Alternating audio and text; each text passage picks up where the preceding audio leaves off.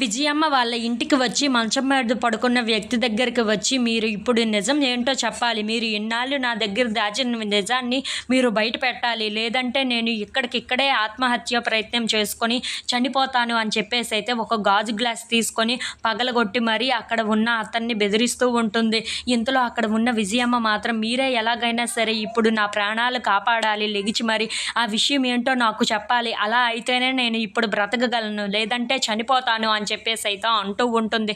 ఆ మాటలు వినగానే అక్కడ మంచం మీద పడుకున్న వ్యక్తి అయితే ఒక్కసారిగా తలుక్కుమంటూ ఉంటాడు.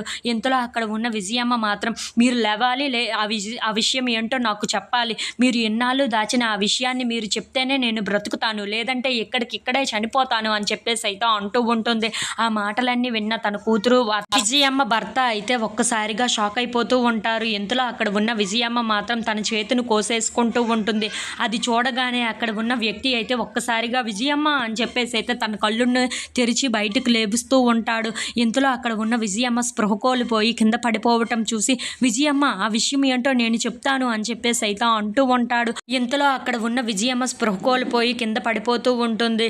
ఇంతలో అక్కడ ఉన్న విజయమ్మ కూతురు తన భర్త అయితే చంచలమ్మ ఇంటికి వెళ్ళి, మీరే ఎలాగైనా సరే మా అమ్మను కాపాడాలి అని చెప్పేసి అయితే అంటూ ఉంటుంది. ఆ మాటలు వినగానే అక్కడ ఉన్న చంటి సింధూర వాళ్ళు అయితే ఒక్కసారిగా షాక్ అయిపోతూ ఉంటారు. ఇంతలో అక్కడ ఉన్న చంచలమ్మ మాత్రం, ఏం జరిగిందో ముందు చెప్పండి అని చెప్పేసి అయితే అంటూ ఉంటుంది. ఆ మాటలకి అక్కడ ఉన్న విజయమ్మ వాళ్ళ ఆయన అయితే, అక్కడ పంచాయతీలో జరిగిన అవమానాన్ని తట్టుకోలేక నా భార్య అక్కడ అలా కింద పడిపోయి ఆత్మహత్య ప్రయత్నం చేసుకుంది అని చెప్పేసి అయితే అంటూ ఉంటాడు. ఆ మాటలు వినగానే అక్కడ ఉన్న చంచలమ్మ, సింధూర, కేశవ, చంటి వాళ్ళు అయితే ఒక్కసారిగా షాక్ అయిపోతూ ఉంటారు. ఏంటి మీరు చెప్తుంది నిజమా అని చెప్పేసి అయితే అడుగుతూ ఉంటారు.